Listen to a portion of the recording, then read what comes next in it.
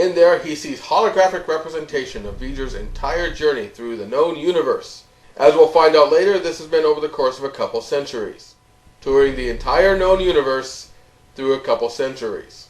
He realizes on this journey that V-Ger must be a living machine, and then he sees the center jewel in the representation of Ilea, and realizes this must be the central brain of V-Ger, and melds with it, and apparently is able to do so through his gloves. Ah! Every Star Trek fanfic in one moment! You know the ones I mean. Kirk is going out to find Spock and bring him back, and lo and behold he lucks out that Spock is just drifting back then. He's unconscious but alive, and wakes back up in sickbay. V-Ger has knowledge that spans this universe. And yet, with all its pure logic, V-Ger is barren, cold, no mystery, no beauty.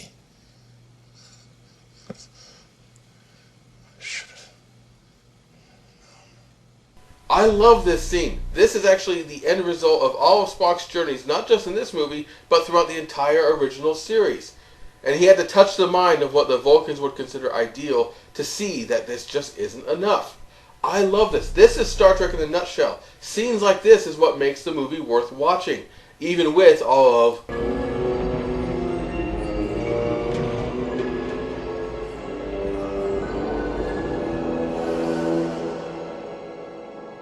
that to have to go around. Turns out V-Ger has pretty much all the facts of the universe.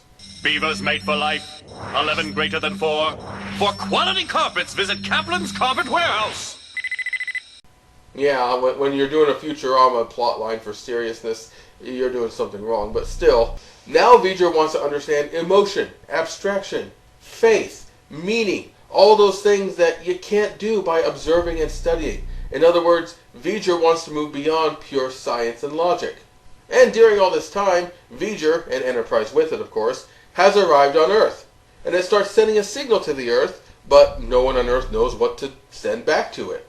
Getting no response, it releases large, more intense versions of the same weapons it would shoot out at the Enterprise, and the other things that dissolved it instantly, and they split, and then they split, and soon the Earth is being orbited by killer satellites of pure energy, ready to annihilate everything on the face of the Earth. Is this still the officially sanctioned boring part? It's convinced that the only living things are other machines, and so apparently these carbon-based units must be choking out the Creator and keeping any answer from him. So time to wipe out the vermin. V-Ger is a child. I suggest you treat her as such. A child? Spock, this child is about to wipe out every living thing on Earth. Now what do you suggest we do? Spank it. Dr. McCoy, now appearing nightly at the Chuckle Hut in the Klingon Town Mall. Kirk, being Kirk, finally brings his strength up and pulls a Corbomite maneuver with a great bluff. He knows why the Creator has an answer, but he won't tell V-Ger unless V-Ger takes away the probes. V-Ger throws a fit, but then gives in, but with a catch. V-Ger will comply if the carbon units will disclose the information. It learns fast, doesn't it? So Kirk stalls for time by saying, well, we've got to go see V-Ger itself before we actually say this. So V-Ger carries them in. It seems my bluff has been called. I'm afraid our hand is pretty weak, Captain. Why couldn't you have done the earlier long journey effect scenes like this one? There's dialogue. It's moody. It's introspective. Things are happening here that are holding my interest, even if they're not action. They're character moments. Where was this earlier? And Kirk tells Scotty to prepare to self-destruct the ship once they're right near V-Ger to take it out. It's a worthwhile sacrifice. But Spock's upset. Not for us. No, Captain, not for us. For V-Ger. I weep for V-Ger as I would for a brother. If I had a brother, that is. But I don't, because that'd be stupid. And Spock here describes exactly why this is an NOS movie. Each of us, at some time in our lives, turns to someone, a father, a brother, a god, and asks, why am I here? What was I meant to be? V-Ger hopes to touch its creator. And this is not bad NOS. This is really what Star Trek should be covering. Is instead of coming in with a lesson saying, here's what it is, you're an idiot and all that, he's saying, the search is valid. And when you consider what Gene Roddenberry wanted this movie to be, which is, we hunt down God and kill him, seriously, that's what he originally planned, was it turns into Jesus with holes in his hands, and they photon torpedo it to death. This is remarkably good. Finally, they arrive at V-Ger itself. V-Ger makes a bubble of air and creates a bunch of garden stepping stones so that the crew can come out and actually touch V-Ger. Kirk, Spock, McCoy, and the probe get ready to go, and Decker wants to come along. Kirk finally shows he has decided to stop being an ass and treat Decker like a person by allowing him to do what he usually let the captain do, which is go on a really dangerous mission. I suppose it's polite, although it's still a stupid thing Starfleet would do. And so they find it and discover it's actually the old Earth probe, Voyager 6. Well, it was the show's best season. It was okay. Voyager 6 disappeared to what they used to call a black hole. It must have emerged on the far side of the galaxy. No, that is a wormhole! So, Voyager 6, disabled, encountered a planet of living machines. According to some novels, they were actually the Borg. It's not exactly clear. And they fixed it, souped it up, and made it capable of doing its very simple mission. Learn all that is learnable. And it did so. Again, over the course of a few centuries, which is very believable. And now it's back at Earth and it wants to fulfill its mission. But furthermore, it has gained self-awareness and wants to do more than just fulfill its mission. Like all of us, it wants to learn, is this all I am? Is there nothing more? It wants to touch its God, its creator.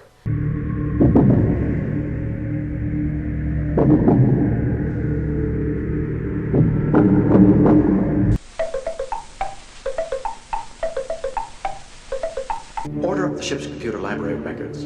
On the late 20th century NASA probe, Voyager 6. Specifically, we want the old NASA code signal that instructs the probe to transmit its data. And faster, faster. Fortunately, after all the chaos of the eugenics wars and how all the history was lost, apparently the history of the Voyager 6 codes is not lost because the Enterprise has access to that. And Uhura sends it, but then V-Ger cuts itself off so it can't hear the transmission of the final code set. Why? Because it wants its creator, somewhere on Earth, to come up here and key in the code itself so that it can physically touch God and join with it. Because that's the next step for V-Ger. Decker, realizing probably that his life is never going to get any better, the woman he loved was gone, his career is going to be in shambles just trying to recover from what Kirk did to it, he's lost his dreams, he's decided to create a new dream. So he is going to be the human who joins with V-Ger. Jim, I want this. As much as you wanted the Enterprise, I want this. That's what Woody Allen said! And they do this. She blinded me with science. She blinded me with science. After that, V-Ger begins to de-res, and so Kirk, Spock, and McCoy now have to leave.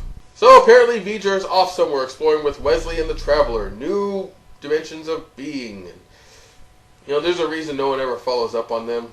Interrogative from Starfleet. They're requesting damage and injury reports and complete vessel status. Report 2 casualties. Lieutenant Ilea. Captain Decker. Aye, sir. Correction. They're not casualties. They are... List them as missing. And now their families will never have any closure, and Starfleet will keep looking for them and keep the files open. Oh, but as long as you get your symbolic message in. And Kirk gives the clearest orders he's ever given to the helm. Out there. That away. And we're done with this movie. You know, it's weird.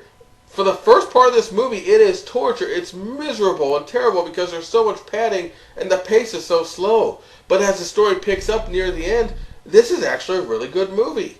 What this needs, and I'm sure this has already been done somewhere, is someone needs to edit an abridged cut. One that gets rid of all the padding, all the special effects that are there for its own sake, and get down to the actual story, which is a good story. It's like a mix of The Changeling and The Corbomite Maneuver. But it's taking the good stuff from both of them and putting them together. Certainly not as good as, say, Star Trek 2 or Star Trek 6, but I'd say probably at least as good as Star Trek 4. just in a very different way. Star Trek 4 was fun. This is not very fun, but it has a lot more meaning to it. How much empty air is there in this movie? Well, a couple of years ago, Matt was watching it in the den room while I was working on something completely unrelated on the computer. I don't know what I was thinking at the time. And I kept stopping my work and turning around because I thought he had paused the movie to talk to me. I had not. The movie was running normally.